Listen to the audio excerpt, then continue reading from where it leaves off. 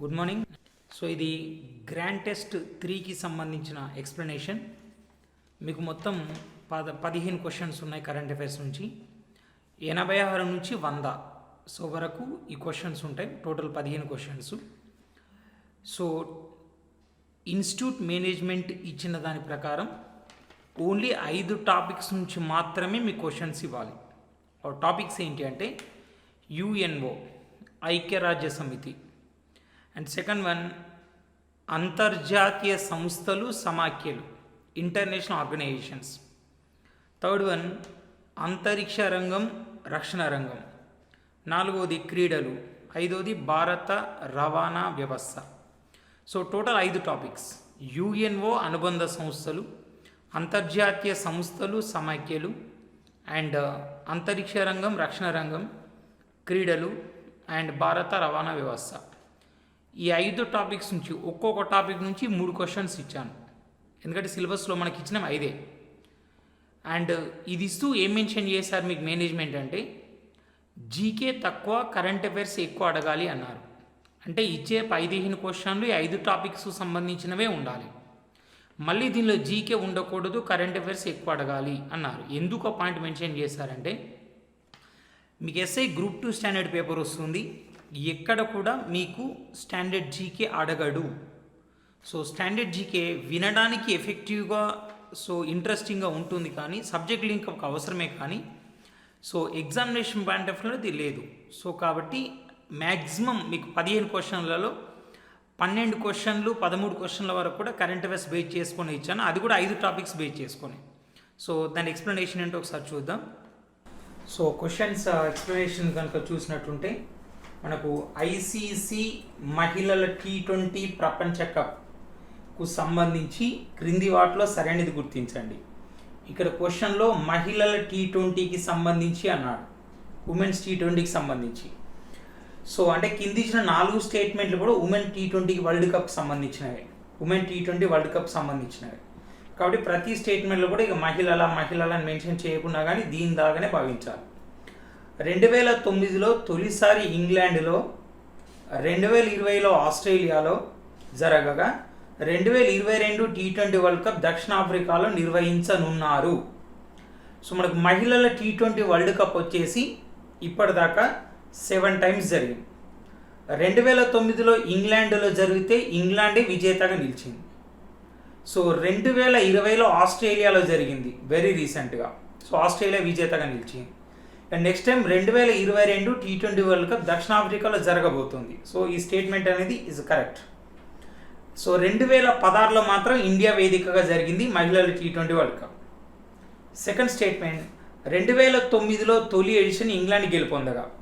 So and అత్యధికంగా 5 సార్లు, మనకి ఇప్పటిదాకా 7 సార్లు జరిగింది. 2009లో ఇంగ్లాండ్ గెలిస్తే 2016లో వెస్టిండీస్ గెలిచింది. ఈ 2 సార్లు మినహాయిస్తే మిగిలిన 5 సార్లు కూడా 2010, 12, 14, 18, 20లో సో ఆస్ట్రేలియా గెలుపొందింది. ఈ స్టేట్మెంట్ కూడా కరెక్ట్. 2020 మహిళల T20 వరల్డ్ కప్ ఫిబ్రవరి 21 నుంచి మార్చి 8 వరకు జరిగింది.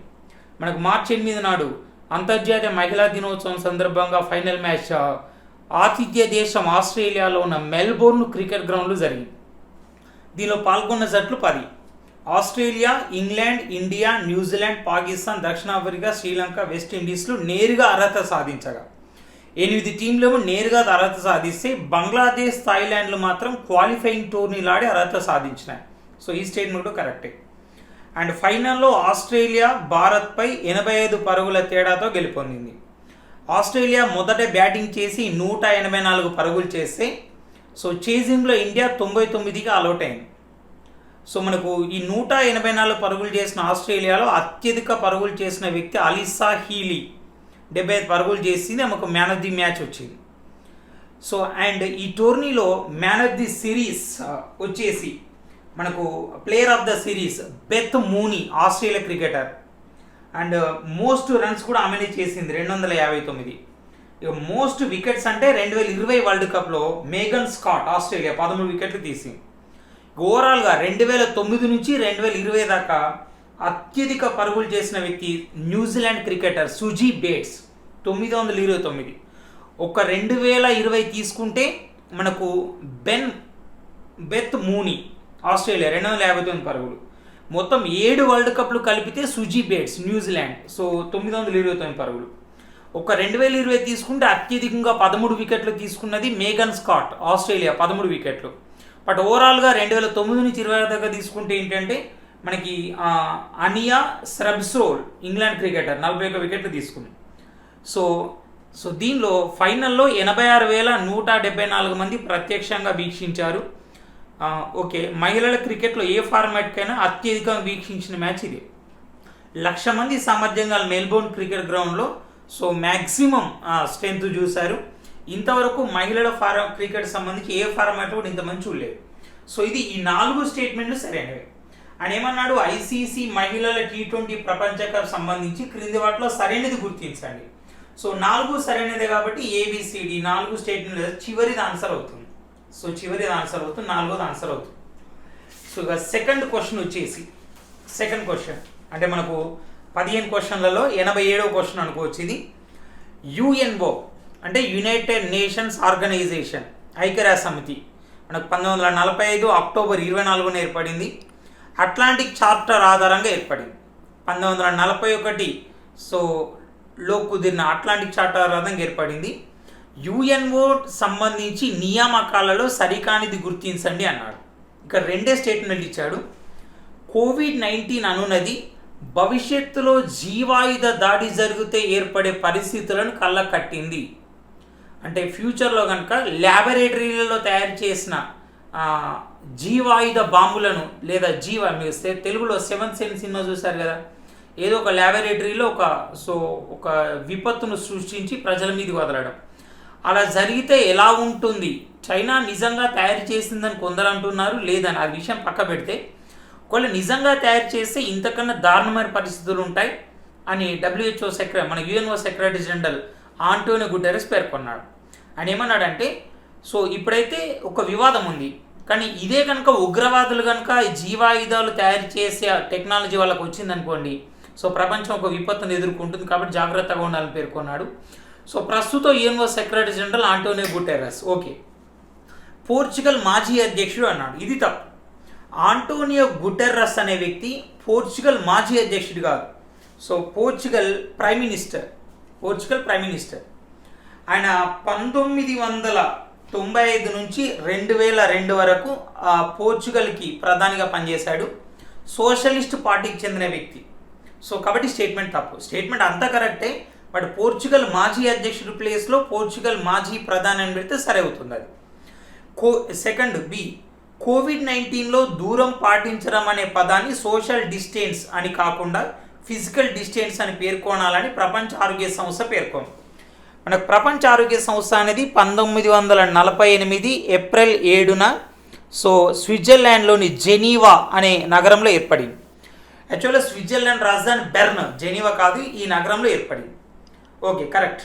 WHO ప్రస్తుత డైరెక్టర్ జనరల్ అడ్రే అజౌలే. ఇక్కడ అడ్రే అజౌల్ అనే వ్యక్తి WHO డైరెక్టర్ జనరల్ కాదు, యునెస్కో డైరెక్టర్ జనరల్. మనకు ప్యారిస్ కేంద్రంగా ప్రపంచ వారసత్వ ప్రదేశాలు కట్టడాలను గుర్తించడానికి United Nation Education Scientific and Cultural Organisation ఉంది. దాని డైరెక్టర్ జనరల్ అడ్రే అజౌలే. మరి what about WHO? WHO director జనరల్గా మనకు టెడ్రాస్ అదానం అనే వ్యక్తి ఉన్నాడు. ఇక్కడ WHO director general Audrey Azoulay కాదు, టెడ్రాస్ అదానం. ఇక WHOకు ప్రస్తుతం డిప్యూటీ డైరెక్టర్ జనరల్గా అండ్ మరియు చీఫ్ సైంటిస్ట్గా సౌమ్య స్వామినాథన్ అనే వ్యక్తి పనిచేస్తున్నారు. వాట్ ఈజ్ WHO అనేది మనం క్లాస్లో దాని గురించి డీటెయిల్గా డిస్కస్ చేద్దాం. ఇక్కడ ఏంటి అన్నాడు ఆన్సర్, క్వశ్చన్ ఏమన్నాడంటే UNO ఐక్యరాజ్య సమితికి సంబంధించి నియామకాలలో సరికానిది గుర్తించండి అన్నాడు. ఇక్కడ ఏలో అంతా కరెక్టే, కానీ ఆయన పోర్చుగల్ మాజీ అధ్యక్షుడు అన్నాడు, ఆయన మాజీ ప్రధాని, కాబట్టి ఏ తప్పు. బి కూడా తప్పే. కాబట్టి ఇక్కడ 2 సరికావు, అంటే ఆన్సర్ 3వది అవుతుంది అన్నమాట. అండ్ 3వది, వివిధ దేశాల సంయుక్త సైనిక విన్యాసాలను జతపరచండి అని అన్నాం. ఇక్కడ జాయింట్ మిలిటరీ ఎక్సర్సైజెస్, ఒక దేశ సైనిక సన్నద్ధత ఎంతవరకు ఉంది, ఆయుధ పాటవం ఎంతవరకు ఉంది, అండ్ యాంటీ టెర్రరిజం ఆపరేషన్స్ ఎంత సమర్థవంతంగా చేస్తున్నారు, వివిధ దేశాలతో సమన్వయం ఏ విధంగా ఉంది. ఇప్పుడు సపోజ్ 99లో కార్గిల్ యుద్ధం జరిగినప్పుడు మన వైమానిక దళమే మన సైన్యం మీద ఒక బాంబు వేసిందట. వెరీ రీసెంట్గా మనకు వైమానిక ఎయిర్ చీఫ్ మార్షల్ ప్రకటించారు. సో అంటే కోఆర్డినేషన్ అనేది అతి ముఖ్యం. అలా మన మిత్ర దేశాలతో యాన్యువల్ కానీ బైలాటరల్ కానీ, so military, navy, air force, try forces 3 కలిసి కానీ విన్యాసాలు చేస్తూ ఉంటాం. ఇక్కడ భారత్ మంగోలియా విన్యాసాలు అన్నాం. సో మనకి ఫస్ట్ దాని తర్వాత ఎక్స్ప్లెయిన్ చేస్తాను. ఫస్ట్ అయితే ఎక్స్ప్లెయిన్ చేస్తాను. నొమాడిక్ ఎలిఫెంట్ అన్నాం. ఇక్కడ నొమాడిక్ ఎలిఫెంట్ అనున్నది భారత్ మంగోలియాల సంయుక్త సైనిక విన్యాసాలు. ఫస్ట్ టైం దీన్ని మనం 2006 సంవత్సరంలో నిర్వహించినాం, 2006లో. ఇక వెరీ రీసెంట్గా వచ్చేసి 2019 అక్టోబర్ 5 నుంచి 18 వరకు నిర్వహించినాం. అక్టోబర్ 5 నుంచి 18 వరకు. ఇది 14th ఎడిషన్. అంటే 2006లో ఫస్ట్ టైం నిర్వహిస్తే 14th అన్నమాట. వేదిక ఎక్కడంటే హిమాచల్ ప్రదేశ్లోని బక్లోహ్ అనే ప్రదేశం నిర్వహించిన హిమాచల్ ప్రదేశ్. ఇక రెండోది వచ్చేసి అల్ నగాహ్. అల్ నగాహ్ అనేది ఇండియా ఒమన్ దేశం, ఒమన్ రాజధాని మస్కట్. ఇండియా ఒమన్ల సంయుక్త సైనిక విన్యాసం. మనకు ఇండియా ఒమన్ల సంయుక్త సైనిక విన్యాసం ఏంటంటే అల్ నగాహ్. దీన్ని 2015లో తొలిసారి నిర్వహించినాం, 2015లో. 2017లో రెండోసారి నిర్వహించినాం. ఇది 2019లో మూడోసారి. 2019 మార్చ్ 12 నుంచి 15 వరకు నిర్వహించినాం. ఇది ఒమన్ దేశంలో ఉన్న జబెల్ అల్ అక్దర్ అనే ఒక మౌంటైన్లో వాళ్ళకు ట్రైనింగ్ సెంటర్ ఉంది, క్యాంప్ ఉంది, అక్కడ నిర్వహించారు. అండ్ తర్వాత ఏంటంటే ఎకువీరన్ అంటే అర్థం ఏంటంటే ఏమంటారంటే తెలుగులో మనం ఏమనొచ్చు అంటే ఎకువీరన్ అనేది ఫ్రెండ్స్ అని అనొచ్చు. ఫ్రెండ్స్. ఎకువీరన్ అనేది భారత్ మాల్దీవ్స్ సంయుక్త సైనిక విన్యాసం. ఎకువీరన్. సో ఇండియా మాల్దీవ్స్ అన్నమాట. దీన్ని 2009 సంవత్సరం నుంచి నిర్వహిస్తున్నాం ఎకువీరన్. వెరీ రీసెంట్గా అంటే 2019 అక్టోబర్ 7 నుంచి 20 దాకా నిర్వహించారు. అక్టోబర్ 7 నుంచి 20 దాకా. ఇక్కడ పూణే సమీపంలో మనకు ఔద్ మిలిటరీ క్యాంప్ ఒకటి ఉంది, పూణే సమీపంలో, అక్కడ నిర్వహించాం. ఇక కజింద్, ఇది ఇండియా కజకిస్తాన్ సంయుక్త సైనిక విన్యాసం. India Kazakhstan cousin. ఇది 4th వన్. మనకు 2019 అక్టోబర్ 3 నుంచి 15 వరకు నిర్వహించారు. ఎక్కడ? ఉత్తరాఖండ్లో ఉన్న ఫితోర్గర్ అనే ప్రదేశం నిర్వహించాం. ఫితోర్గర్.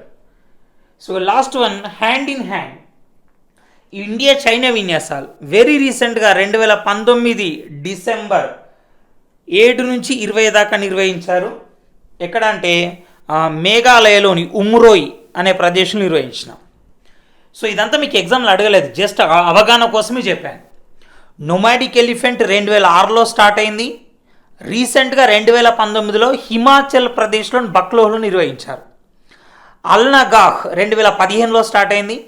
వెరీ రీసెంట్గా 2019 మార్చి 12 నుంచి 15 దాకా మనకు జబెల్ అల్ అక్దర్ అనే క్యాంపులో నిర్వహించారు ఒమన్లో. ఇక ఎకువీరన్ 2009లో స్టార్ట్ అయింది. వెరీ రీసెంట్గా 2019 అక్టోబర్ 7 నుంచి 20 దాకా పూణే సమీపంలో ఉన్న ఔద్ మిలిటరీ క్యాంప్లో నిర్వహించారు. ఇక కజిన్ అనేది సో భారత్ కజకిస్తాన్ విన్యాసం 2019 అక్టోబర్ 3 నుంచి 15 దాకా ఫితోర్గర్ ఉత్తరాఖండ్లో నిర్వహించారు. Hand in hand so Bharat China విన్యాసాలు 2019 డిసెంబర్ 7 నుంచి 20 దాకా ఉమ్రోయ్ మేఘాలయ నిర్వహించారు. సో ఆన్సర్ ఏంటంటే ఇక్కడ ఆన్సర్ మనకి 4వది అవుతుందన్నమాట. సో ఇది Bharat Mongolia A, and Bharat Kazakhstan వచ్చేసి మన కజింద్ డి రెండోది, Bharat Oman Al Nagah so మూడోది B, Bharat China hand in hand నాలుగోది E, and Bharat Maldives Ekuverin so ఐదోది సి. సో ఆన్సర్ వచ్చేసి ఇది అవుతుంది. Is a very very important question. మీకు లాస్ట్ కానిస్టేబుల్ మెయిన్స్ ఎగ్జామ్లో 2019 మార్చిలో నొమాడిక్ ఎలిఫెంట్ అనున్నది అన్నాడు అంతే. ఎక్కడ జరిగింది, ఎప్పుడు జరిగింది, ఎప్పటి నుంచి జరుగుతుంది ఇదంతా అడగలేదు. బట్ యాజ్ ఏ స్టాండర్డ్గా మనం తెలుసుకోవాలి. కానీ వాడు సింపుల్గా 4 దేశాలు ఇచ్చాడు, భారత్, మంగోలియా, ఇట్లా 4 ఆప్షన్స్ ఇచ్చాడు, భారత్ మంగోలియా విన్యాసాలు. ఈ టాపిక్ మీకు ఎక్కడన్నా వస్తే కొంచెం జాగ్రత్త కాన్సన్ట్రేషన్ చేయండి. అండ్ 4వ క్వశ్చన్ వచ్చేసి 11వ బ్రిక్స్ వార్షిక సదస్సు 2019 నవంబర్ 13 నుంచి 14 వరకు బ్రెజిల్ రాజధాని బ్రెజిలియాలో జరిగింది. సో బ్రెజిల్ రాజధాని బ్రెజిలియా. ఈ సందర్భంగా 2020 బ్రిక్స్ సదస్సు కోసం ప్రకటించిన థీమ్ను గుర్తించండి. థీమ్ అంటే ఇతివృత్తం. ఇది 3 అంశాలకు ఉంటుంది థీమ్. తేదీలు ప్రాముఖ్యతకు ఉంటుంది థీమ్, తేదీలు ప్రాముఖ్యత. అలాగే సదస్సులు సమావేశాలకు ఉంటుంది థీమ్, క్రీడలకు కూడా ఉంటుంది థీమ్. ఈ థీమ్ అనేది ఈసారి ఎక్కువ అడుగుతున్నాడు ఎగ్జామ్స్లో. మీకు ఇచ్చిన ఆన్సర్ అయితే డైరెక్ట్గా చెప్పొచ్చు, economic growth for innovative future అని. సో క్వశ్చన్లో ఇచ్చింది కూడా ఇది 2019, 13 నుంచి 14 వరకు జరిగింది. ఏంటి అసలు విషయం ఏంటంటే 2006లో బ్రిక్ అనే దేశాల కూటమి ఏర్పడింది. Brazil, Russia, India, China, only 4. 2009లో తొలిసారి సదస్సు నిర్వహించారు 2009లో.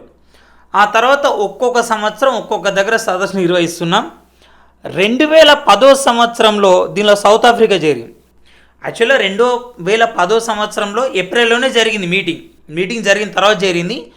ఈ చేరిన సౌత్ ఆఫ్రికా 2011లో తొలిసారి సదస్సు పాల్గొంది. చేరుడు 2010లో కానీ సదస్సులో పాల్గొనేది మాత్రం 2011 సదస్సులో తొలిసారి పాల్గొంది.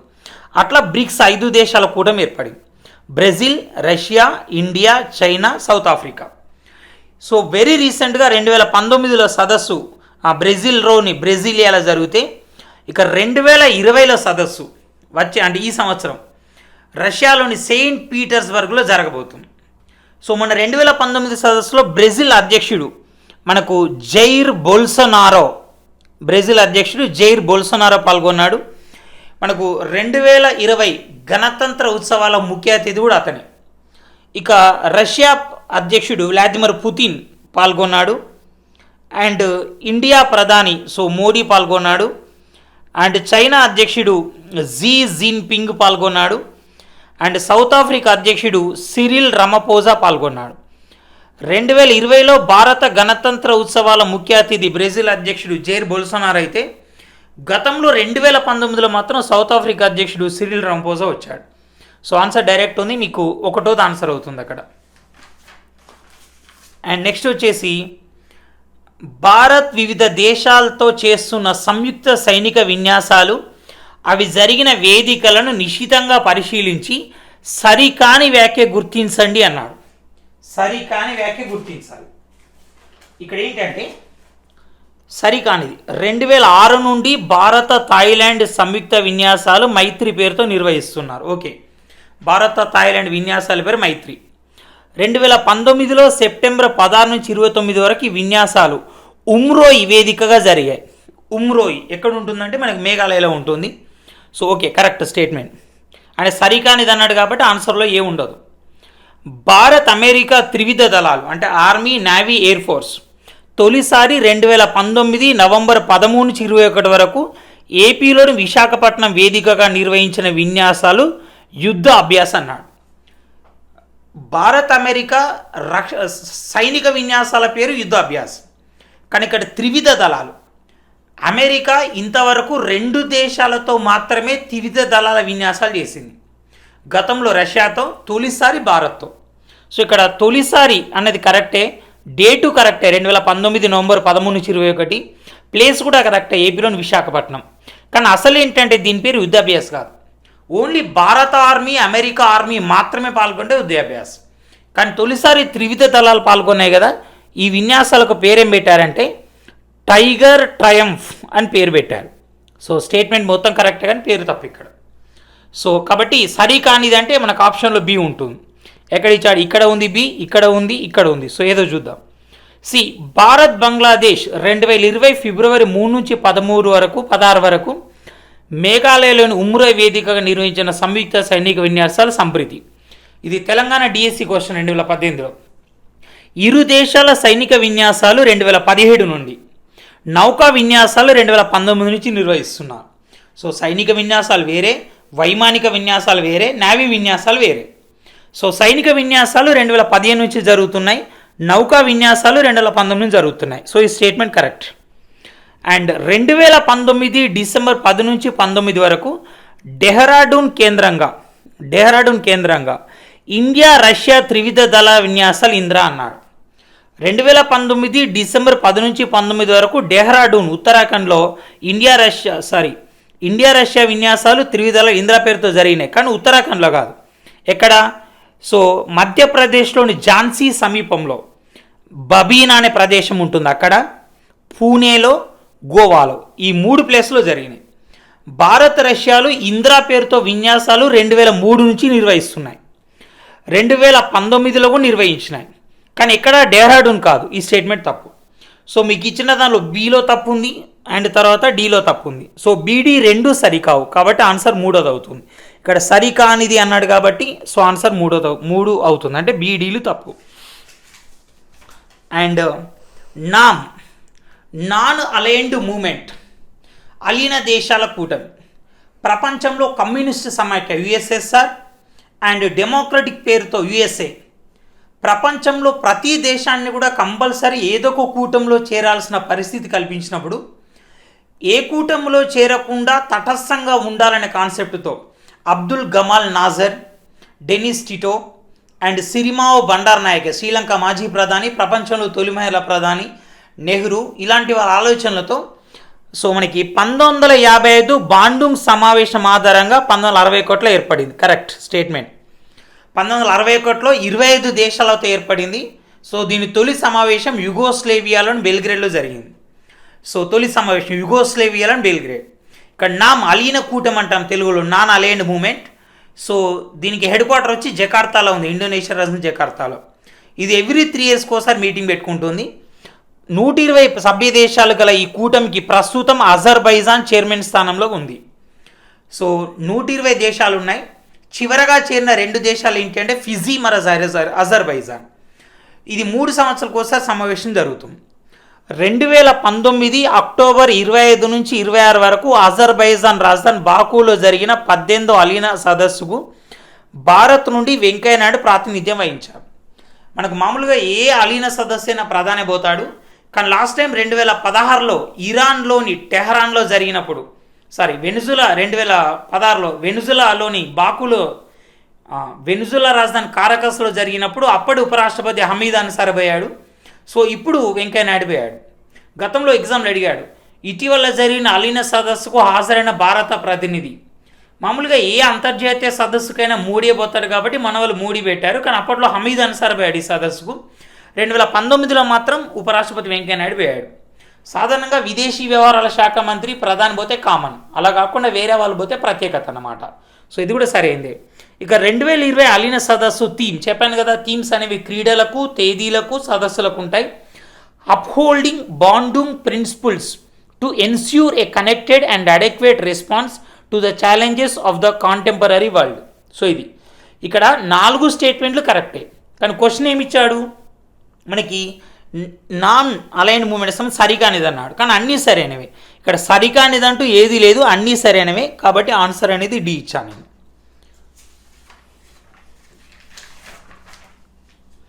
7వది హిందూ మహాసముద్ర వలయ దేశాల సమాఖ్యకు సంబంధించి సరైన వ్యాఖ్యను గుర్తించండి. హిందూ మహాసముద్ర వలయ దేశాలు, దీన్ని ఏమంటామంటే ఇండియన్ ఓషియన్ రిమ్ అసోసియేషన్ అంటాం. దీన్ని సింపుల్గా చెప్పాలంటే ఇండియన్ ఓషియన్ రిమ్ అసోసియేషన్ అని పిలుస్తారు. రిమ్ అసోసియేషన్ ఇది 1997 మార్చి 6న ఏర్పడింది. దీనిలో మొత్తం 22 దేశాలు ఉన్నాయి.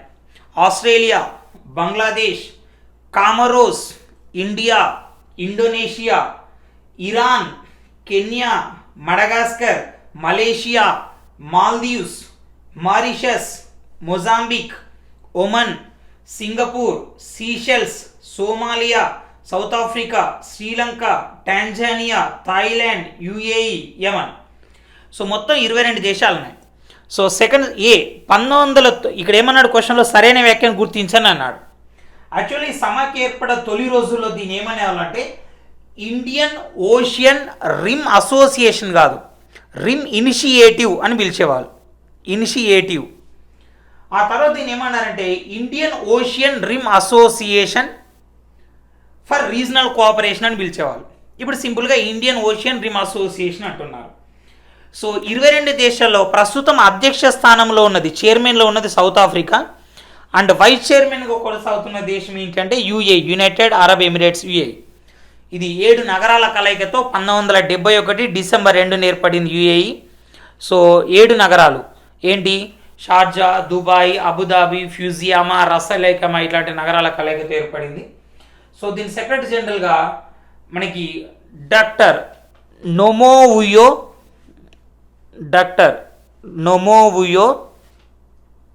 నొక్వే అనే పర్సన్ కొనసాగుతున్నాడు. నొమోవుయో నొక్వే పర్సన్. సో దీనిలో India one of the country. So Hindu మహాసముద్రం చుట్టూ ఉన్న దేశాల వ్యాపార, వాణిజ్య, ఆర్థిక సంబంధాల కోసం ఏర్పడే సమాఖ్యనే ఇది. సో మనకి ఇది 1997లో ఏర్పడింది. సో ఇక్కడ ఈ సదస్సులో ఏ కరెక్టే, 90లో ఏర్పడింది. మారిషస్లో నెబెన్లో ఏర్పడింది, ఓకే. సభ్య దేశాలు 22, ఓకే. ఇది 2019 నవంబర్ 7న మంత్రిత్వ స్థాయి సదస్సు యుఏలోని అబుదాబిలో జరిగింది, ఓకే.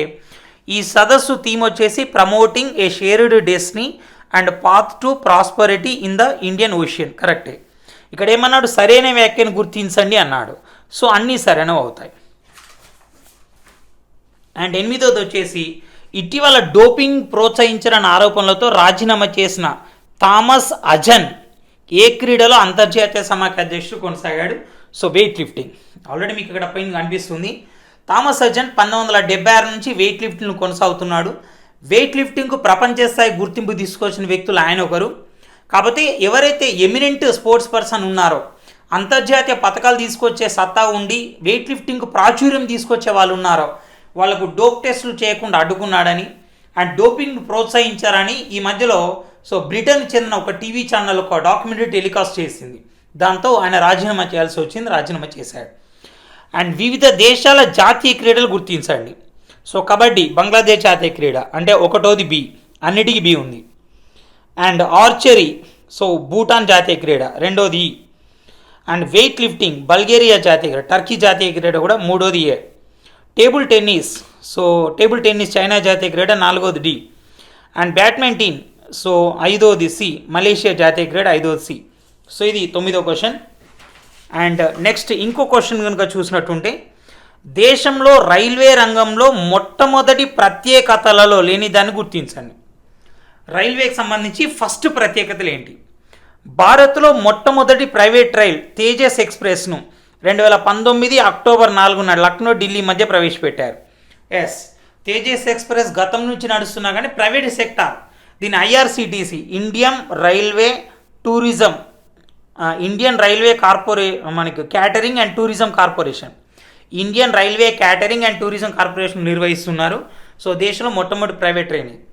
సెకండ్ వన్ మనకు దేశంలో మొట్టమొదటి బుల్లెట్ రైలును అహ్మదాబాద్, ముంబై మధ్య ప్రవేశపెట్టడానికి 2017 సెప్టెంబర్ 14 శంకుస్థాపన జరిగింది.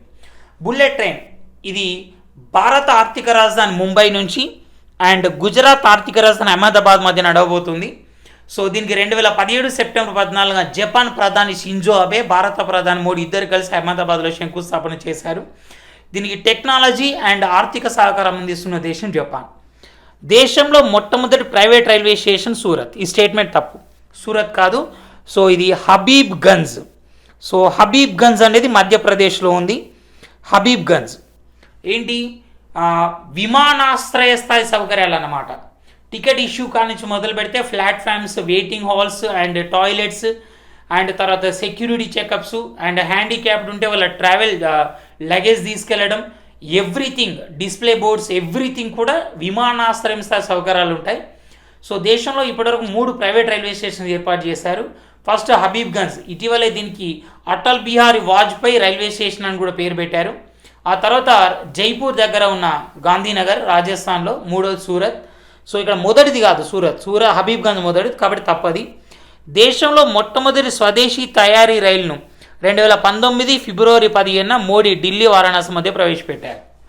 చూడండి, 2016 వరకు మన దేశంలో వేగవంతమైన రైలు ఏంటంటే గతిమాన్ ఎక్స్ప్రెస్.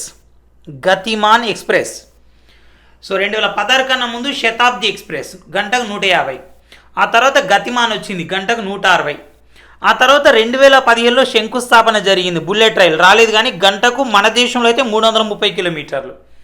ఇక ఇదేంటంటే స్వదేశీ రైలు.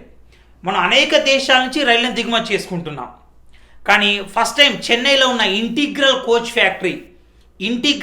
ఫ్యాక్టరీ వాళ్ళు కేవలం 18 నెలల కాలంలోనే ట్రైన్ తయారు చేశారు. అందుకే దీన్ని ట్రైన్ 18 అని కూడా అన్నారు, ట్రైన్ 18. సో దీన్ని 2019 ఫిబ్రవరి 14న మనకి పుల్వామా టెర్రర్ అటాక్ జరిగింది. దాని తెల్లవారి ఫిబ్రవరి 15న మోడీ స్టార్ట్ చేశాడు, సో ఫ్లాగ్ ఆఫ్ చేశాడు. సో ఇది గంటకు 180 కిలోమీటర్ వరకు వెళ్తుందని చెప్తున్నారు. ఇప్పుడిప్పుడే స్పీడ్ పికప్ చేస్తున్నారు దీన్ని. ఇదే చెన్నైలోని ఇంటిగ్రల్ కోచ్ ఫ్యాక్టరీ ఇంకొక రైలు తయారు చేసింది, దాని పేరు పులతీసి ఎక్స్ప్రెస్. సో పులతి ఎక్స్ప్రెస్ను శ్రీలంకకి ఎగుమతి చేశాం. అంటే 70 ఏళ్లలో మన దేశంలో వేగవంతమైన రైలు విదేశాల నుంచి దిగుమతి చేసుకుంటే అది గంటకు 160. కానీ ఇప్పుడు ఒక రైలును తయారు చేయడమే కాదు, దేశంలోనే వేగవంతమైన రైలు తయారు చేస్తున్నాం అండ్ విదేశాల్లో కూడా ఎగుమతి చేస్తున్నాం. సో పులతీసి ఎక్స్ప్రెస్ రీసెంట్గా లాస్ట్ మనకు జూలైలో కొలంబో పోర్ట్ రైల్వే స్టేషన్లో ప్రవేశపెట్టారు. సో దాన్ని కూడా ఇంటిగ్రల్ కోచ్ ఫ్యాక్టరీ నిర్మించారు. సో దీన్నే వందే భారత్ ఎక్స్ప్రెస్ అని పేరు పెట్టారు. 18 నెలల కాలంలో నిర్మించబడింది కాబట్టి ట్రైన్ 18 అన్నాం. సో అదే వందే భారత్ ఎక్స్ప్రెస్ అని కూడా అంటున్నాం. యాక్చువల్లీ ఢిల్లీ నుంచి వారణాసి మధ్య ప్రవేశపెట్టారు. ఆ తర్వాత దీన్ని ఏం చేశారంటే, సో ఢిల్లీ నుంచి అండ్ జమ్మూ నుంచి కాట్రా వరకు వైష్ణో టెంపుల్ వరకు పొడిగించారు. కానీ ఈలోపే 2019 ఆగస్టులో జమ్మూ కాశ్మీర్లో ఆర్టికల్ 370 రద్దు చేయబడడం, ఆ తర్వాత సో దేశంలో జమ్మూ కాశ్మీర్లో కొన్ని ప్రత్యేక పరిస్థితులు ఏర్పడడం, ప్రస్తుతం దేశంలో కరోనా వైరస్తో లాక్డౌన్ కొనసాగించడం, ఇంకా రైలు అయితే అఫీషియల్గా స్టార్ట్ కాలేదు. సో సెకండ్ అక్కడ పోబోతుంది. ఇక్కడ ఏమన్నాడంటే ప్రత్యేకతలలో లేని దాన్ని గుర్తించని అన్నాడు. అంటే 3 కరెక్ట్ ఉంటే ఒక లేనిది ఏంటి లేనిది? సో ఇది సి అనేది లేదు. సో ఆన్సర్ ఏమవుతుందంటే ఏ అవుతుంది. ఏ అంటే 1 అవుతుంది, 1 సి 1 ఆన్సర్ అవుతుంది. సో నెక్స్ట్ క్వశ్చన్ వచ్చేసి స్వదేశీ అంతర్గత విమానయానాన్ని ప్రోత్సహించడంలో భాగంగా 2017 ఏప్రిల్ 27న సిమ్లా ఢిల్లీ మధ్య తొలి ఉడాన్ విమానాన్ని ప్రారంభించారు. ఉడాన్ను విస్తరించగా అన్నాడు. అబ్రివేషన్స్ మీకు ఎగ్జామ్లో ఈ మధ్యలో అబ్రివేషన్స్ మీద క్వశ్చన్ అడుగుతున్నాడు. 2016 తెలంగాణ గ్రూప్ 2. ఇటీవల ప్రజలందరూ కూడా ఎల్టీఈ మొబైల్స్ వాడుతున్నారు, ఎల్టీ అనే పదం విస్తరించండి అన్నాడు. Long term evolution. ఈ మధ్యలో మీరు అందరూ వోల్టే మొబైల్స్ వాడుతున్నారు, విఓఎల్టీ అంటే voice over long term evolution. అలాగే 2017 తెలంగాణ ఎఫ్ఆర్ఓ ఫారెస్ట్ రేంజ్ ఆఫీసర్లో ఒక క్వశ్చన్ అడిగాడు. ఏంటంటే మనకి లాన్ను విస్తరించండి అని క్వశ్చన్ అడిగాడు, లోకల్ ఏరియా నెట్వర్క్. ఆ తర్వాత సో 2019 ఏపీ కానిస్టేబుల్ మెయిన్స్ ఎగ్జామ్లో 2 అడిగాడు. ఇటీవల కేంద్ర ఎన్నికల సంఘం నేత అనే మొబైల్ అప్లికేషన్ ప్రవేశపెట్టింది. నేత దాన్ని విస్తరించండి అన్నాడు. National electoral transforming application. అదే ఏపీ కానిస్టేబుల్ మెయిన్స్ ఎగ్జామ్లో కేంద్ర ప్రభుత్వ పథకం కుసుమ్ అనే దాన్ని విస్తరించండి అన్నాడు. కిసాన్